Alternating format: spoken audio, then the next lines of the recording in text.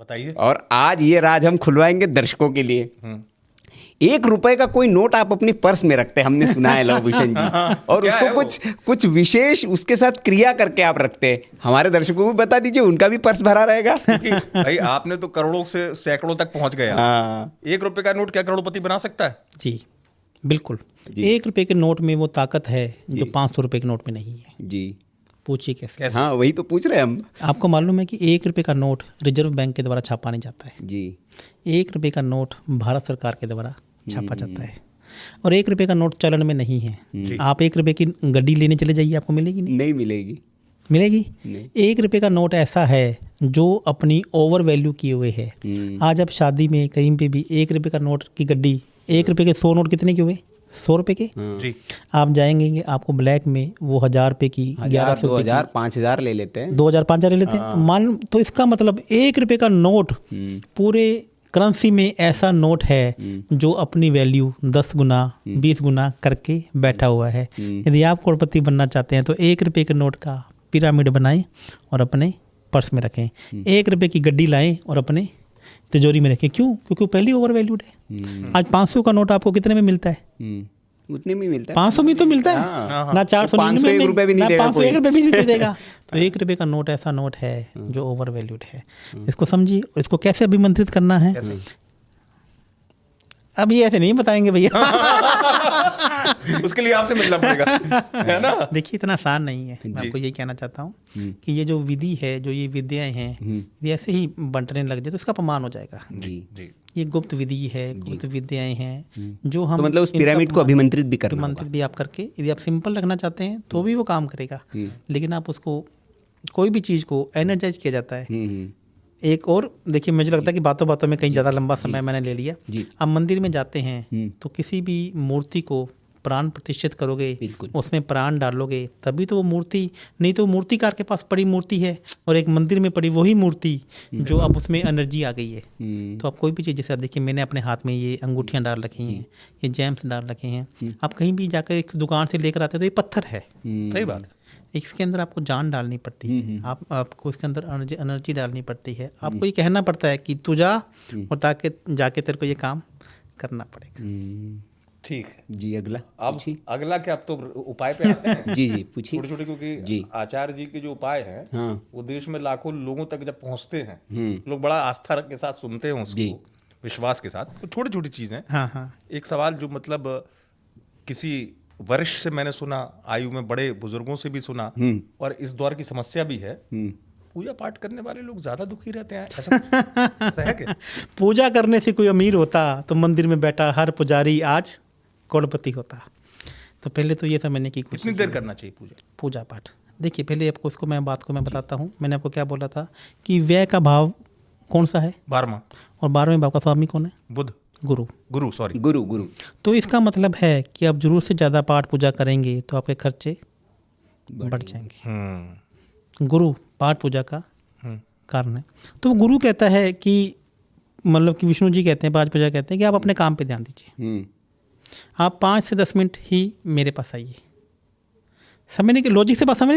मैं समझ रहा हूँ। आप 3 घंटे पूजा करेंगे तो काम कब करेंगे? तो मतलब 3 घंटे आपने पूरे दिन के कहाँ लगा दिए? एक जो आपका 24 घंटे का समय है, जिसमें 12 घंटे तो आप सो रहे हैं, 8 घंटे तो आप सो रहे हैं, मतलब 8 घंटे सो रहे हैं, 3-4 घंटे तैयार होने में लग रहे हैं, तो आपके पास समय कितना बचा? एक आदमी के पास काम करने के घंटे कितने? 8। उसमें भी आपको ब्रेक भी चाहिए। तो वो ऊपर वाला क्या बोल रहा है कि तुम मेरी जो पूजा करनी है वो आपको 5 से 10 मिनट करनी है, मेरे को ध्यान में रखते हुए सारे काम करने हैं। जो जितनी ज़्यादा पूजा करेगा उसके उतने ज़्यादा खर्चे बढ़ेंगे, 12वां घर उसका उतना ज़्यादा एक्टिवेट होगा। तो पूजा आपको कौन से देवता की करनी है, किस भगवान की करनी है, ये भी हम आपको बताते हैं। और उसका आप सीमित एक टाइम रखिए, 5 से 10 मिनट। और पूजा आपको करवानी है तो अपने घर में पंडित रखिए ना। जो कर्मकांड पंडित है उनको बुलाइए और उनको बोलिए, कहिए 2 घंटे कीजिए, 1 घंटा करवाइए उनसे। आप अपना ध्यान अपने आप को परफेक्ट कीजिए। दोस्त ऊपर पैसा अमीर बनना है तो आपको कर्म करना होगा। एस्ट्रोलॉजी कभी भी ये नहीं कहती कि सिर्फ तो पूजा करता रहे, कर्म प्रधान है। आपको पहले बात तो ये समझ में आ गई ना, आ गई ज़्यादा एकदम। पूजा करने वाले लोग क्यों परेशान रहते ऐसे हैं? क्योंकि ये बड़ा सवाल होता है। हाँ, क्योंकि वो पूजा में ही समय दे देंगे, काम करेंगे काम नहीं। करने में हाँ, तो भगवान तो कहेगा कि भाई तू मेरे ही पास बैठा रहे, फिर आ जा। यही तो मैं कह रहा हूँ, ये तो तमस का काम करता है, ये तो सत्व का काम करता है। जी और हमें रासिक बनना है, क्योंकि यह कर्म प्रधान के साथ साथ में ये साथ में मटेरियलिस्ट चीज़ों का भी समय है। जी जी जी। तो एक कौन सा रोज एक नियम बताइए कि ये तो जरूर करना चाहिए, अगर जीवन में सुख समृद्धि संपन्नता चाहिए तो ये तो रोज करो भैया। वाह दोस्त, मज़ा आ गया। जिसका नियम नहीं होगा वो कामयाब कभी नहीं होगा। जी। आपका उठने का समय होना चाहिए, आपका सोने का समय होना चाहिए, आपका ऑफिस जाने का नियम होना चाहिए, आपका खाने का समय होना चाहिए। आप यदि आपकी लाइफ में आपका रूल नहीं है तो आप कामयाब नहीं हो सकते। अपने रूल खुद बनाइए, अपने रूल आपको खुद बनाने हैं। लिखिए डायरी पर, दिस इज माई रूल। और यदि मैं आपको एक कहानी बताता हूँ रूल के ऊपर, आपको आनंद आएगा। एक बहुत बड़े पुराने सेठ की कहानी थी। वो किसी गुरु के पास गया, अपन सेठ बोला कि सब मुझे बहुत पैसा कमाना है। कहता कमा, मैं तेरे को कम मना करता हूँ। कहता मुझे फिर क्या करना पड़ेगा? कहता तेरे को एक रूल बनाना पड़ेगा जी, तेरे को लाइफ में एक नियम बनाना पड़ेगा।